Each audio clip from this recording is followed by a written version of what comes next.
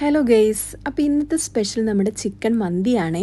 അപ്പോൾ അതിന് വേണ്ടിയിട്ട് നമ്മൾ ആദ്യം തന്നെ ഒരു പാത്രം റെഡിയാക്കി അതിലേക്ക് വലിയ പീസ് ചിക്കൻ ഇങ്ങനെ ഓരോന്നായി അറേഞ്ച് ചെയ്ത് വെച്ച് കൊടുത്തു. ഒന്നിനു മീതെ ഒന്നായിട്ട് ഇടരുത്, എപ്പോഴും വിട്ടിടണം. അത് കഴിഞ്ഞ് നമ്മൾ ഫോക്ക് കൊണ്ടൊന്ന് കുത്തി കൊടുത്തു. അതിലേക്ക് ഇനി നമുക്ക് ഓരോ പൊടികളായിട്ട് ചേർക്കാം. ആദ്യം തന്നെ നമ്മൾ കുരുമുളക് പൊടി 1 സ്പൂൺ ചേർത്തു. അത് കഴിഞ്ഞ് ചെറിയ ജീരകപ്പൊടി ചേർത്ത് കൊടുത്തു. ആദ്യമായിട്ട് ഉണ്ടാക്കുക കേട്ടോ, എന്തായാലും ട്രൈ ചെയ്ത് നോക്കാം. അത് കഴിഞ്ഞ് നമ്മൾ ക്യാപ്സിക്കം ഇട്ട് കൊടുത്തു. പിന്നെ അത് കഴിഞ്ഞിട്ട് നമ്മൾ മാഗി ക്യൂബ്സ് ഉണ്ടായിരുന്നു, അപ്പോൾ അത് 2 ഇട്ട് കൊടുത്തു. ഇപ്പോൾ 2 മതി, ഇനി ആവശ്യത്തിന് ഇട്ട് കൊടുക്കാം. അത് കഴിഞ്ഞ് മല്ലിയിലയും പുതിനയിലയും റെഡിയാക്കി വെച്ചിരുന്നു, അപ്പോൾ ഓരോ പിടി മല്ലിയില ഇട്ട് കൊടുത്തു. അത് കഴിഞ്ഞ് നമ്മുടെ പുതിനയില ഇട്ട് കൊടുത്തു. പിന്നെ ഇതിലേക്ക് നമുക്ക് സൺഫ്ലവർ ഓയിൽ ഒഴിച്ചു കൊടുക്കാം. ഒരു 1/2 കപ്പ് സൺഫ്ലവർ ഓയിലും കൂടെ നമ്മൾ ഇതിലേക്ക് ഒഴിച്ചു കൊടുക്കും. കളർ വേണമെങ്കിൽ നമുക്ക് ഒഴിച്ചാൽ മതി, നിർബന്ധമില്ല. ജസ്റ്റ് കളറിന് വേണ്ടി, പ്രത്യേകിച്ച് ടേസ്റ്റ് ഒന്നുമില്ല. പിന്നെ നമ്മുടെ കൈ കൊണ്ട് തന്നെ ഒന്ന് മിക്സാക്കി കൊടുത്ത് ഇതിനെ ഒന്ന് തണുപ്പിക്കാൻ വെക്കാം. 1 മണിക്കൂർ ഫ്രിഡ്ജിൽ വെച്ചാൽ അത്രയും നല്ലതായിരിക്കും. ആ നേരം കൊണ്ട് നമുക്ക് റൈസ് റെഡിയാക്കി എടുത്താലോ. അപ്പോൾ റൈസ് ഇതേ കഴുകി വൃത്തിയാക്കി വെച്ചു. ഒരു പാനിലേക്ക് വെള്ളം ചൂടാക്കി ഉപ്പിട്ട് കൊടുത്തു.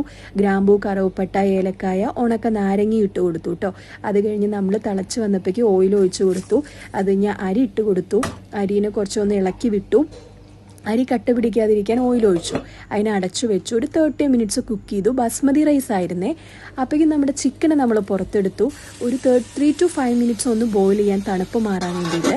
അങ്ങനെ നമ്മുടെ അരി അവിടെ റൈസ് ആയിക്കൊണ്ടിരിക്കുന്നുണ്ട്. നമ്മുടെ ചിക്കൻ ഒന്ന് മറച്ചിട്ട് കൊടുക്കുക. 10 to 15 മിനിറ്റ് വീണ്ടും നമ്മൾ അതിനൊന്ന് കുക്ക് ചെയ്യുക. അങ്ങനെ റൈസ് ഓൾമോസ്റ്റ് നമ്മുടെ റൈസ് റെഡിയായി. അതിനെ നമ്മൾ വാർത്തു. അത് കഴിഞ്ഞിട്ട് നമ്മൾ ഇനി ചിക്കൻ്റെ മേലത്തേക്ക് ഇട്ട് കൊടുക്കണം. അപ്പോൾ ചിക്കൻ്റെ മേലത്തേക്ക് അരി നമ്മൾ തട്ടിക്കൊടുത്തു.